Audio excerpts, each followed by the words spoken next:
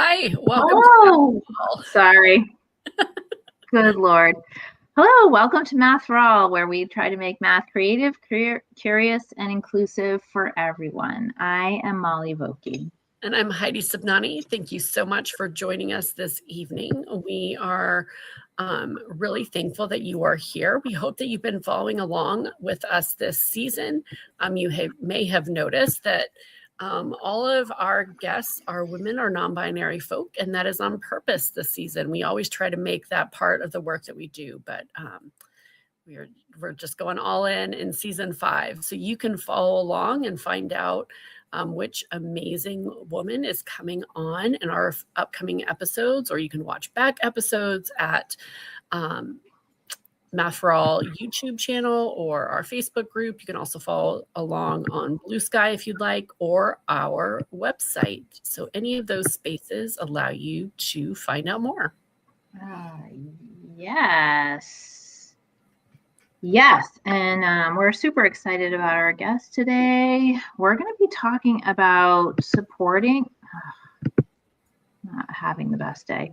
All right, what does it mean to support math teacher leadership development, which is something that's really overlooked because we definitely need to keep leadership where math people are, oftentimes we talk with any kind of administration and they're not math people, and they are very happy to tell you that. But we need lots of people to consider leadership. So anyways, we're very excited today to talk to Ayanna Perry. And so let me introduce.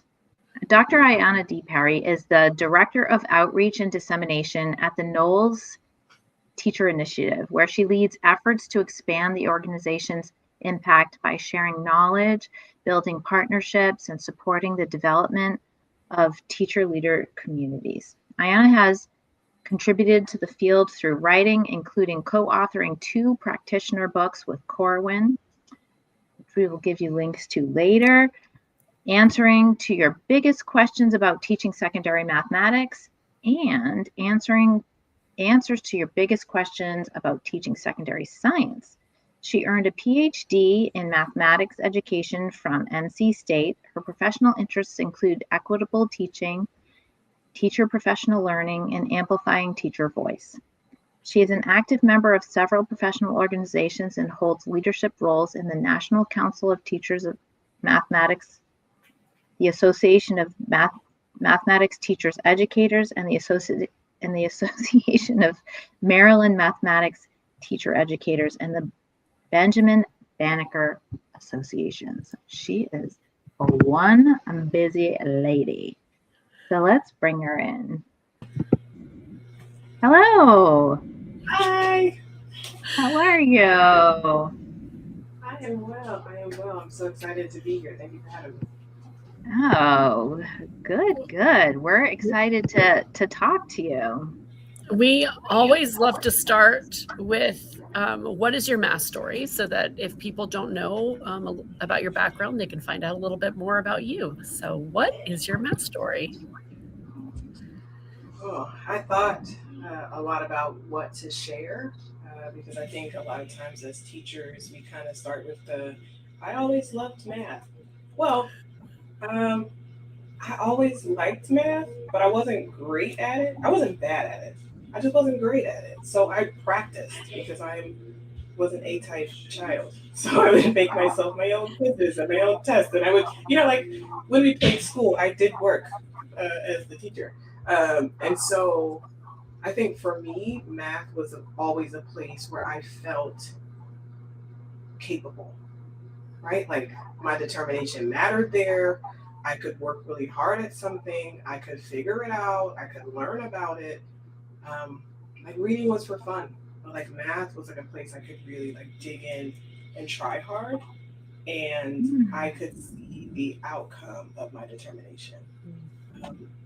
It helped that, and really I didn't come to this realization until a few years back. A lot of the people in my family are STEM people.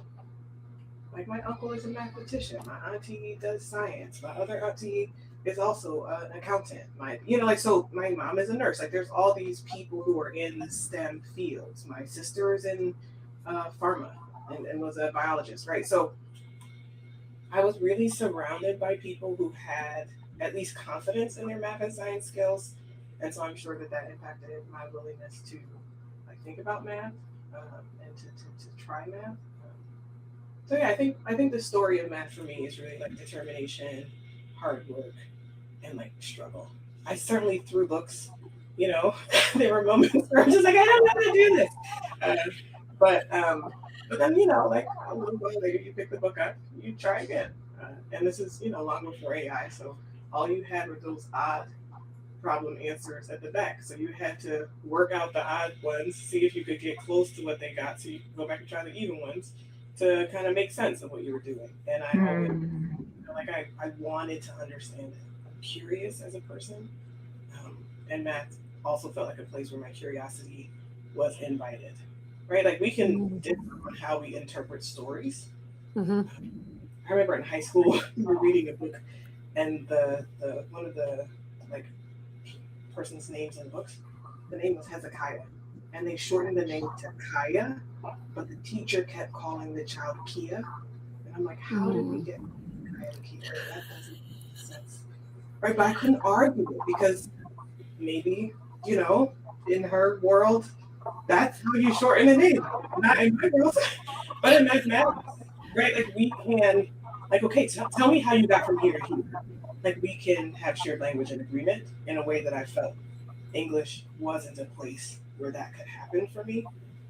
So, yeah. Did you feel like understanding was the focus as you were growing up? Because that's atypical from most of the stories that we've heard.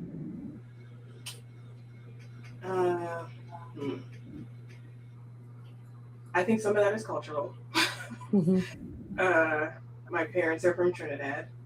And so, like, the stories that I got, like, my mom would always say, like, you could beat me a little, but, like, I'm going to come out on top. Like, I'm never going to be number two. I'm going to be number one. Like, she's just that kind of person, right? Like, my dad is also they can't take what's in your mind. So, like, we don't come second, first loser. We come first. So, like, when that's the mantra, right? You do your best. And I'm curious. There isn't a way to do my best in curiosity unless I really know what I'm doing. Right? So like math had to be a place where I worked really hard to understand so that I wasn't pretending to be the best at it. I was really the best at it. Like people could come to me and ask me a question because I really, really understood. So I think that was what I needed. Now, certainly there were spaces where that wasn't true, like physics. But then I just asked questions. Hear that. I mean, you would know that I was coming by my footsteps. Like the teacher looks up, like, okay, Ayanna. I'm like, oh yeah. I still don't get this. So we're going to talk about it again. We're going to, I have to understand. And so. Yeah. Yeah. Was that hard in math classes where potentially, in my experience and many others that I've talked to, where it was just like, well, this is just how you do it. You don't need to understand it. This is just how you do it. No, because That's amazing. I should say this. Whether or not I actually had a deep conceptual understanding is not the same as like I really understood what I was doing. Okay. Right. Like so when I started teaching, did I get a lot of aha moments? Right? Like okay. For the like I was doing student what do you call it when you go university supervisor. So I go to a math teacher's classroom and we're doing matrices back when we still taught matrices. And they were trying to figure out the area of a triangle. And I was like, why do you think the right column is all ones? This person, double masters in mathematics and math education and statistics, is now, deciding to teach. couldn't answer it. And I'm like, okay, what does it mean when the right column is all ones? It means you're not changing it. It means you're not getting another number. When you add it up, you're not, like you're getting but when I did it as a kid, did I know that? No, but did I feel like I understood Okay. that Okay. that it was No, but that's like so real though, right? Like so many people grew up with no expectation to understand, and you had this innate desire for understanding, and still as an adult you're finding out that even still wasn't as deep as you could have gone. Yeah. Amazing. Well, that drive that you had in yourself to be curious and how that was supported in your community is a huge testament, not only to like your own stick-to-itiveness, but like the importance of having a community that supports and uplifts like that idea of like it's okay to like put in the work and like really dig in, and you will find like the answers you're looking for, or the like the success in those moments. And I think sometimes that it's hard in like today's world to have examples where we stick with something long enough, you know, in those ways. Like I look at like it's so much of life right now feels like instant gratification, and spending the time and looking for those opportunities to struggle with something or not understand something, or like have the skill set to continue and like go back and continue trying is something that's, I don't know, I've been feeling like is a little lost lately, like in my own life and practice, and you know, in some of the schools that I'm in. It's like, okay, like how do we continue to teach that curiosity, and that not everything happens quickly. Yeah, or like that a part of your intelligence is knowing that if you sit with it long enough, you can do it, right? Like mom would say, like, you can block me, but you can't stop me. And so like you hear that mantra. If I could tell like the super shortest story. Of course. NCTM had the BBA Awards dinner, and they have these math rooms in museums. So they have one in Seattle. I think they're opening one now in maybe LA. I should know this because I write their newsletter, but I forgot. Okay. But in any case, they have these cool wooden puzzles where you have like unique puzzle pieces. So none of the pieces in the puzzle are the same. And there's like probably a bunch of ways to put it together. It took me 2 hours. Wow. Supposed to be paying attention. They had speakers. The people were eating and conversing. Here I am working on this puzzle that I could not figure out. And there were puzzles at different tables, but like this one was just hard for me. And my girlfriend who's sitting next to me, she just switched out some of the pieces from some other pieces on the table and like figured it out. But that meant all the pieces were not unique. So she didn't figure it out. And she looks at me and she goes, "You can't do this." And I was like, "Wait a minute." Oh, yes, I can. My brain is smart. I just need a little more time. And like 5 minutes later, I figured it out. So then I exclaimed, "Yes!" in the middle of somebody's speech because I'm so proud of myself. I love that so much, right? That's the flow. You were in flow, right? Nothing else around you existed except for that stinking puzzle. Yes, right? And so I do think, like, while I agree that, like, there are moments where school does not carry the same, like, lever or catalyst for that kind of drive, I see it in my kids. There's stuff that they will, like, work hard at. And for me, math was a place to do that. I had a lot less stuff. Right? We didn't have computers. We didn't have yeah. TV that stayed on past 10. Like we didn't have anything. Yeah. And With so, paper. right. Yeah. Do some math. So I think finding moments where like you can just point out to them, like, wow, you're really persistent. Like you tried it and then you couldn't figure it out and you came back to it a little later Mhm. and you tried it again. It's just sometimes what we need to show people that you can persist that way in other things as well, you know? Mhm. Yeah. Mm.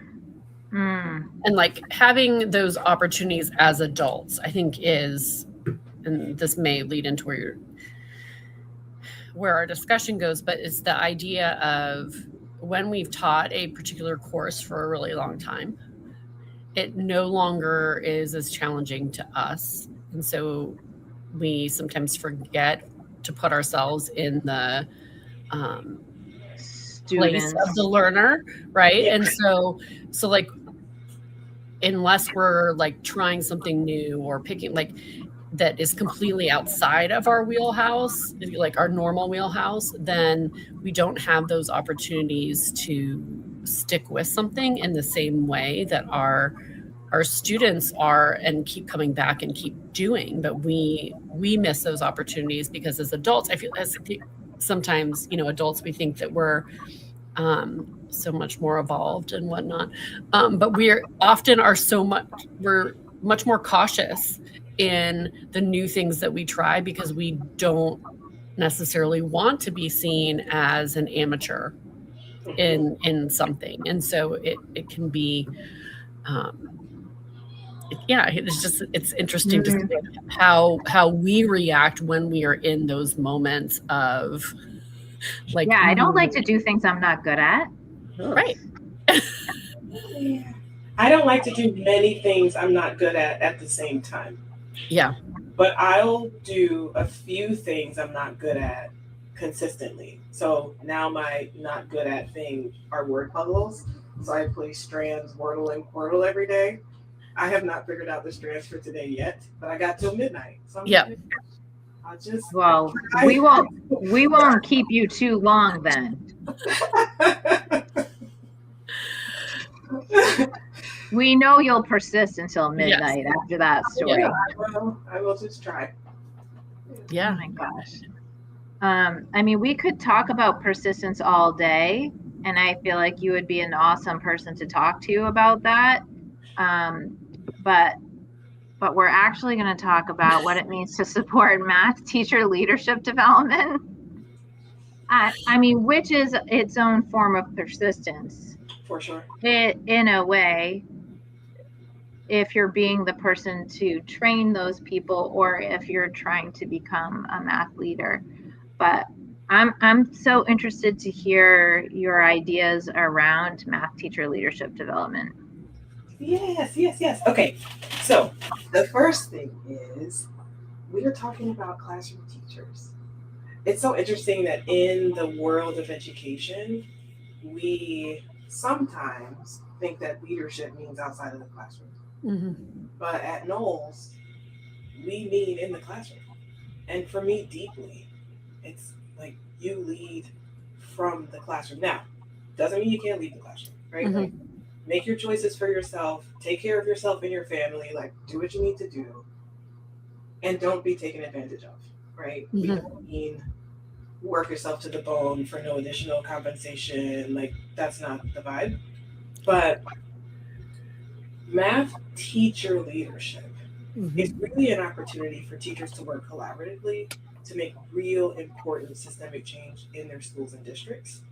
And there are so many teachers that if an administrator wants something to happen, they have to enlist teachers, or it doesn't happen. Mm-hmm. Because they can't do it. They can't, right? Like, you're like, everybody write your do nows. Yep. If a group of us decide not to write do nows, you know what's not going to be on the board? Do nows. Yeah, right?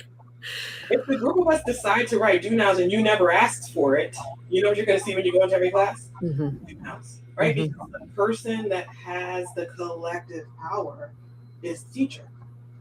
So when we think about supporting math teacher leadership development, it really starts at do you recognize that like you are in a position of power in your school that the decisions you make as you engage with students, teachers, parents, other people really shape for all those people what this experience of schooling is, right? Like, that's a really powerful position to be in. That's a really humbling, right? Like, place to be. Mm. Then when you understand that you really are the difference between sometimes for a kid showing up or not, right? Like to the Academy's had like a math webinar today, and one teacher said, some of our students are absent sometimes, but for my data science class, I have near 100% attendance every day, and I have near 100. Like everybody's making A's in my class. They try hard. The thing we're doing matters to them, and it's like a thing they enjoy, right? So like that's what teaching is. And then if you bring that spirit of teaching to your department, if you listen closely to your colleagues to what the things are that they're trying to figure out, and you collaborate with them to figure those things out, you could change the school. Right? And then teachers talk. So you can change the district, right? Like there's something about this that is really lovely. And the other thing is you don't have to wait until you're 20 years in. Right? You can be a first year teacher. And it's so interesting because what you're making me think about is this idea of thought partner. And I don't know if this is what you mean necessarily, but it's what it's made me think about.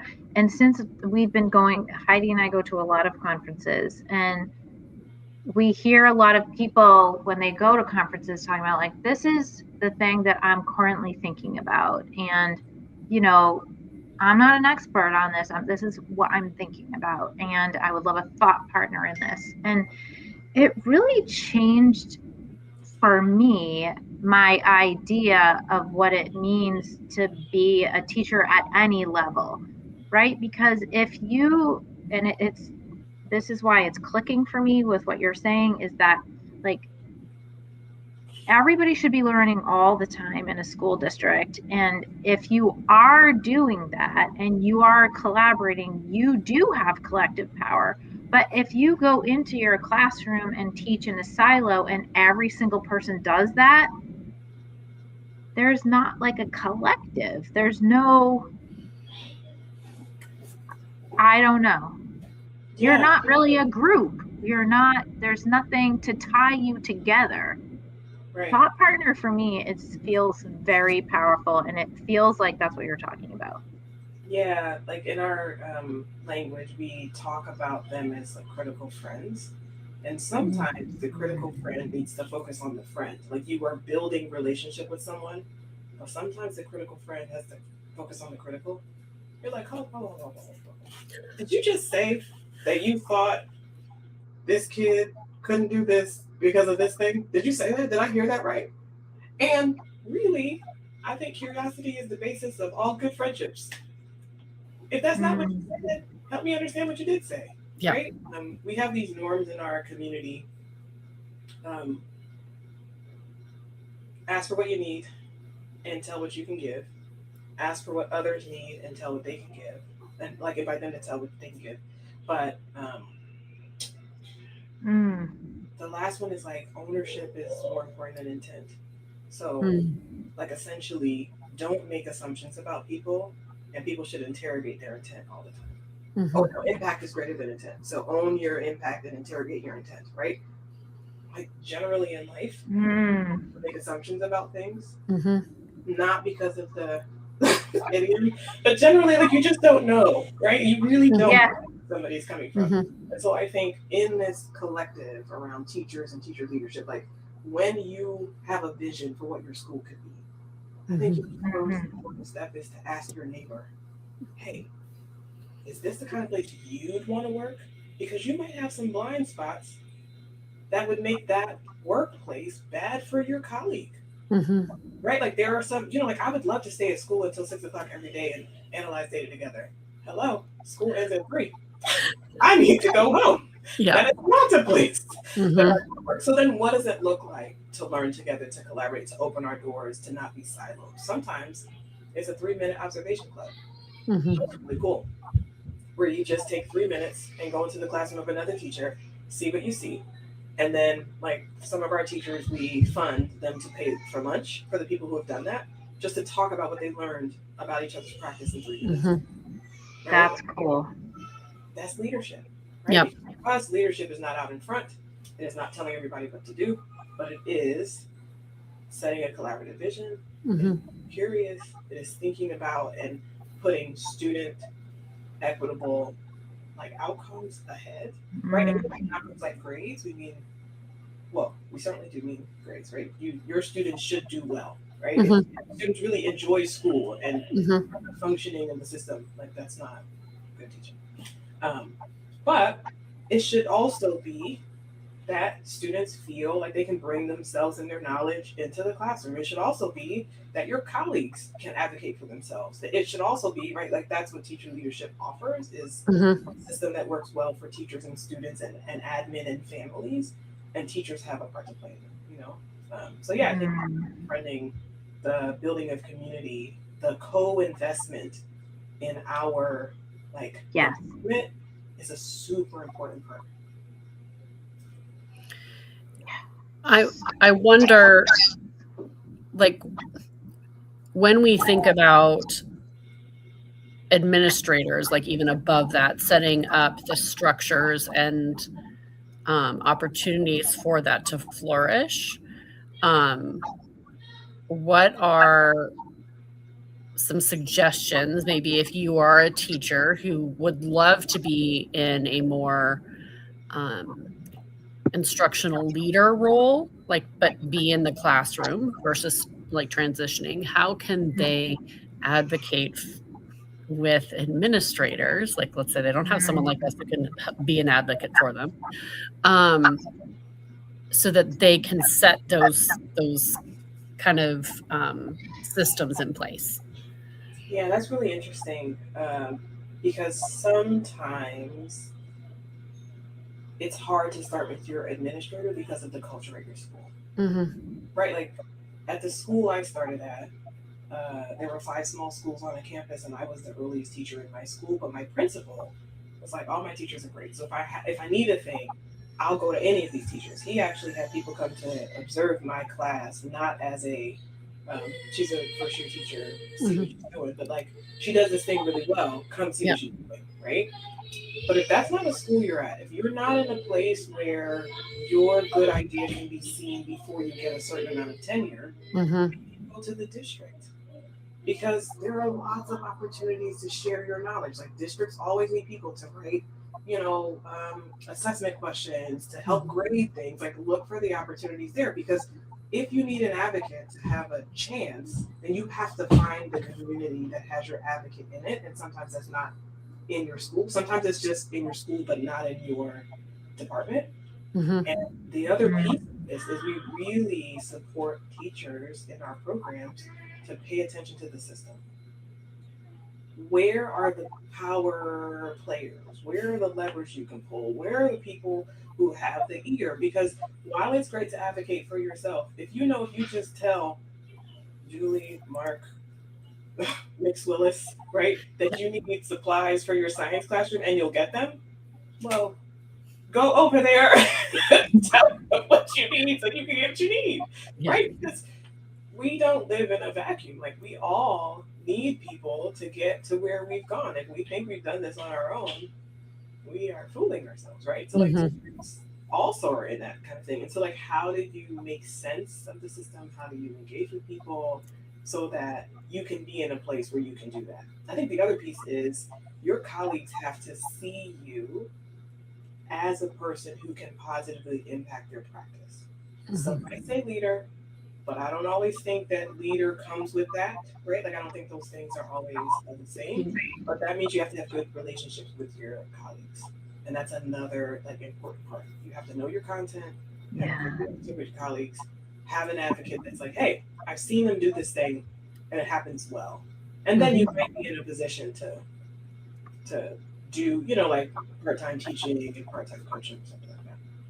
I do feel like sometimes operating in a silo allows you to develop yourself in a way that then gives you the confidence to become what you're talking about, somebody that they might look to because you've really worked on this one idea in pedagogy and you become so good at it and you're feeling very good about it yourself. And sometimes in a school that is how it works, right? You go and you do your thing and you do it the way you want to do it, and people don't bother you, or they do, whatever. It's interesting to think about how you become a teacher leader, even still while being a teacher, that may someday lead you to leave the classroom because of this leadership that you've developed, right? It's an interesting thing to think about. Yeah. I mean, I think the thing we know is true is that when somebody is an integral part of a system, a lot of things shift so that person stays in the system. Right? Like when there's a teacher, like I just read a story, like there's a teacher who's created this like activity that really transformed how the students they were teaching was learning. So then they were like, hey, come show everybody at your school. Then they're like, hey, come show everybody in your district. And they're like, hey, right? So that person is still at the school now in an instructor role, but when they were building this thing and showing that, wait, this is really positively impacting student outcomes, my students are making sense of the mathematics, they are doing well, they were still in the classroom, but they couldn't have been invited to show it if their door was closed. They had to tell somebody. Yeah. Right? And so yeah. I think the hard thing is, especially as early career teachers, you don't know what's special about the thing you do if you're the only one who knows about it. You have to let everybody in so they can go, oh my goodness, I've never thought about, like the first person who. Yeah. And also if you never see anybody else. Right. If you never see anybody else teach, you don't know if you're awesome or if you're terrible. Yes. I mean, not to be a jerk, but I think your students probably give you a little. Yeah, for sure, but. But yeah, so I think for me, like the siloing, and I think there are seasons, right? So maybe sometimes your teacher season, you need to hermit a little bit, right? You need to get into a thing and learn it well and like puzzle with it. I'm not saying that everything has to be the same all the time, but the power in teacher leadership is in the collaboration and teachers develop as leaders in community. Not that they're telling other people what to do, but they are together setting a common vision, being curious, thinking about the ways they can improve learning and existing in the school system for everybody. Like that takes more than one person. And it also takes vulnerability, right? Too, because when you're thinking about, here's what we currently do and how do we make it better, you have to be able to say, this part's not good. What we're doing is not great right now. Like, how can we change that? You have to dig. Yeah, and you have to be willing to learn. Yes. Like we can't come to it and go, this is not good, y'all. Yeah. No. Like Heidi always says, we cannot admire the problem. Right. Yeah. Right. That's real bad. Right. Oh, look at it. And so like what conferences are you going? What free like there used to be Math Twitter, now there are other places to do this learning, but like where can you go to learn? When you recognize the thing, and then how do you invite people into that question? It's definitely important.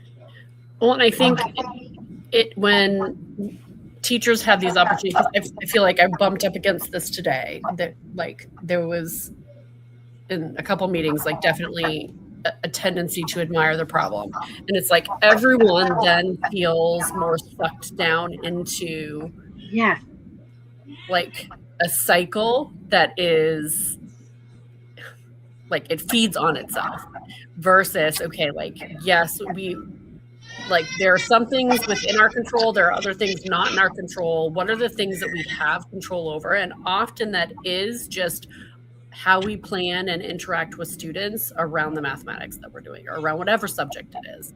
So those are the things that we have some control over. Let's focus on that. Like I cannot fix your bell schedule. I cannot fix like the fact that like these things are not within our control. These things are. How do we focus on and take some of that agency back in those moments and collectively decide how we can help support each other in that. Yeah, there's this author whose name I don't remember, Ken something. And I think his book is called like Ruthless Denial or Ruthless Abandon. I'll find the link. But there are some parts of it that maybe I don't wholeheartedly agree with. But he did say, in schools, you have over $1 million of education in the building among the adults. Right? Like, even for people who are just transitioning into teaching, they know a lot of stuff. And if the most moneyed, educated folks in the school decide that we're just going to teach these kids, we're just going to do it. We're going to figure out what teams we have to be in. We're going to figure out what we have to learn. We're going to figure out what supports we need to change. We got to figure it out because we are super smart and we know we can figure it out. Then your students will succeed. It's only when you aren't in a position to say, hey, neighbor who teaches this kid very well, we don't connect me and this kid. I don't know what to do. Like, help me, right? Willing to do that for whatever reason, right? Maybe you don't have a neighbor, you're the only math teacher in your school. Maybe you and your neighbor don't get along, right? Could be a lot of things, right? Then you really are harming children and each other. And each other. Like, as colleagues, we don't get to learn together if we don't just decide that there are some things we can figure out.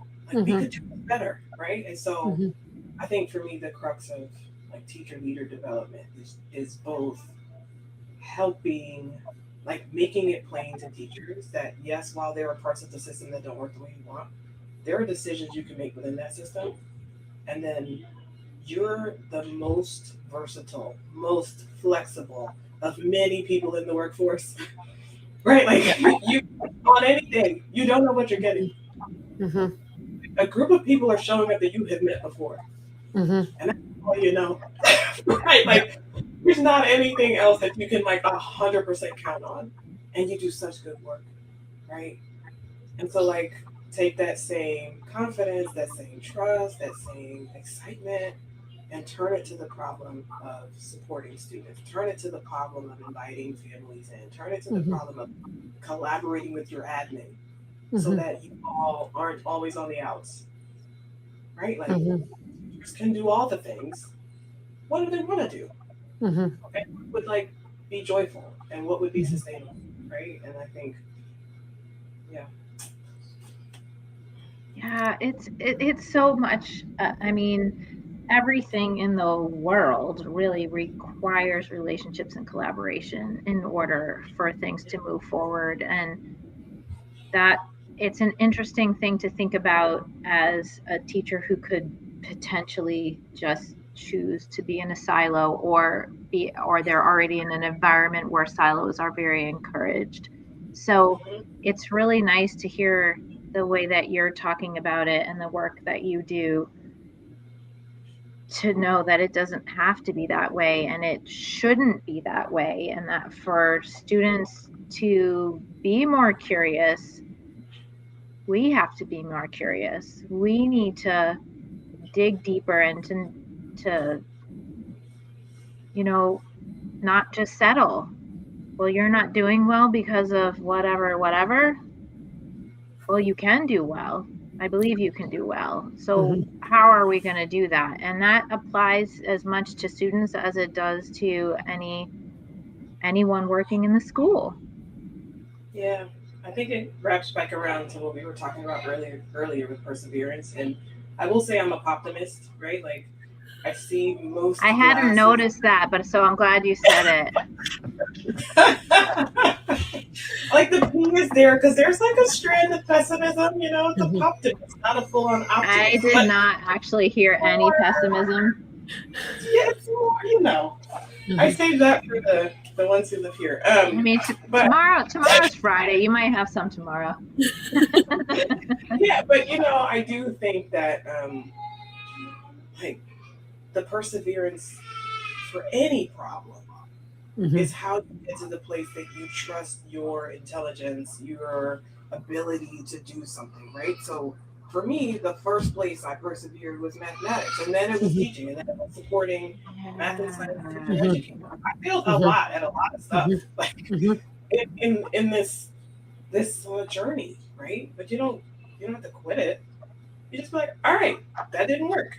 Here's what I learned. Here's the question I have. Here's the question I'm going to ask to help me so that I don't do that thing again. Right?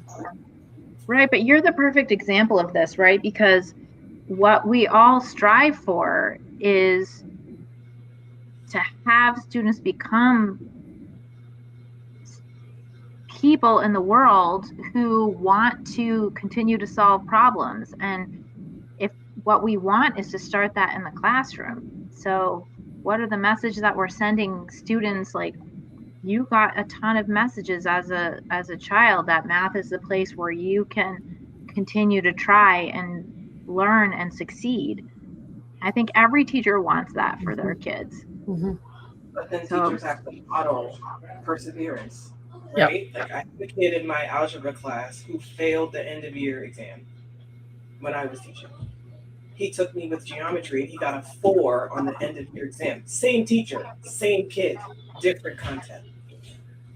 I could have assumed after his algebra 2 class that geometry was a wash, that there's nothing about you that's like gonna make this work.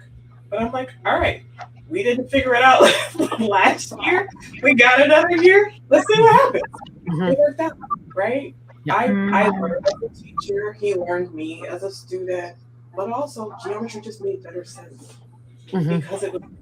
Had I known at that time how to teach algebra 2 more visually, he probably would have got a 4 on that end of your course exam, right? So, like, there are always moments where you can just be like, all right, persevere, learn, try again, show people that like different contexts allow them to show up differently, you know. It really all does come down to perseverance. On both sides, right? Teacher and student, administrator, teacher, parent, student. I mean, all of the things. Everything in life really requires that. So I guess that's why. It's very basic what I just said, but you know, it's really the essence. No, I love that. Well, we know that everyone is going to want to find out more about you and the work that you are doing. So tell us a little bit about where people can find you. Yes. Well, I like LinkedIn. I'm very busy on LinkedIn. I use that platform often.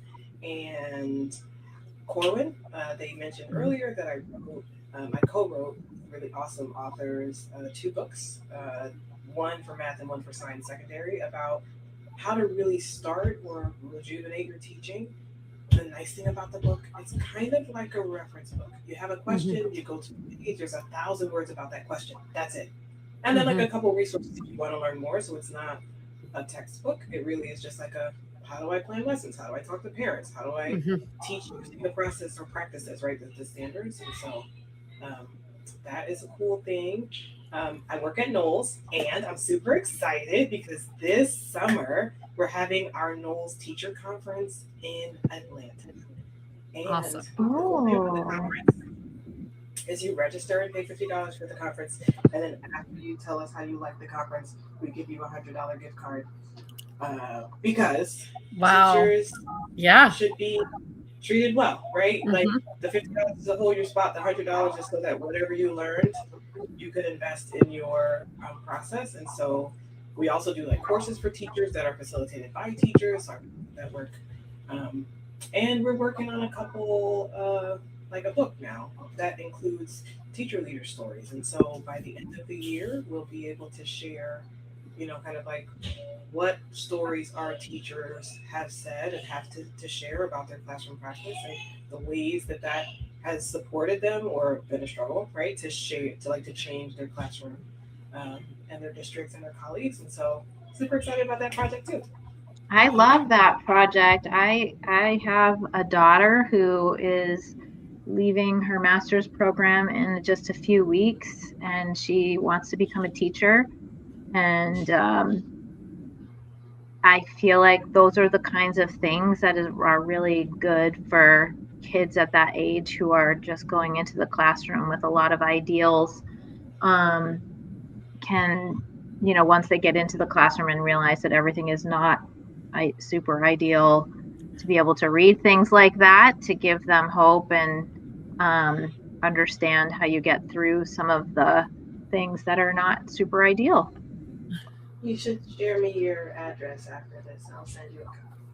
Awesome. I will absolutely do that. Oh, love it. Love it, love it, love it. Oh, you have been an absolute delight today. We get to talk to the coolest people, and you are among them. So thank you so much for joining us tonight. I love this. Thank you for having me. Absolutely. Oh, great. All right. I know. Again, I know I say the Brilliant, same thing brilliant. every single time, but yes, that we've had this, I mean, always, but I think this season has, really been amazing, and like a lot of diverse, like places that everyone is coming from. So classroom teachers, people who are supporting classroom teachers, people who are authors, so I feel like a really nice mix of voices on some really, really important topics. And things that they're working on. We've never really talked about this topic, I don't think. I mean, maybe we've talked around it and we've referenced it and whatever, but really cool. Yeah, I'm doing really, really amazing work. And it's amazing how many people are out there doing such cool things. Only their voices could be amplified for all. Absolutely. And we, coming up, have another, so we met Brittany during pandemic, Correct. online. And so another amazing woman, woman-owned business and way of encouraging and amplifying young girls, particularly Black girls, math identities, and she has some amazing projects coming up that she is doing and that I can't wait to hear about that. We are really, really looking forward to speaking with her as well on the 30th. We actually get a little bit of a spring break next week, and then we'll be back. Yeah, we do. Not everyone, though. No, not everyone. Some people have already done that. Yeah, some people, right? As always, you can find our book at Didex if you're interested in fractions, decimals, and integers. And until we see you in a couple of weeks, we hope that you make math creative, curious, and inclusive for everyone. Good night. Bye.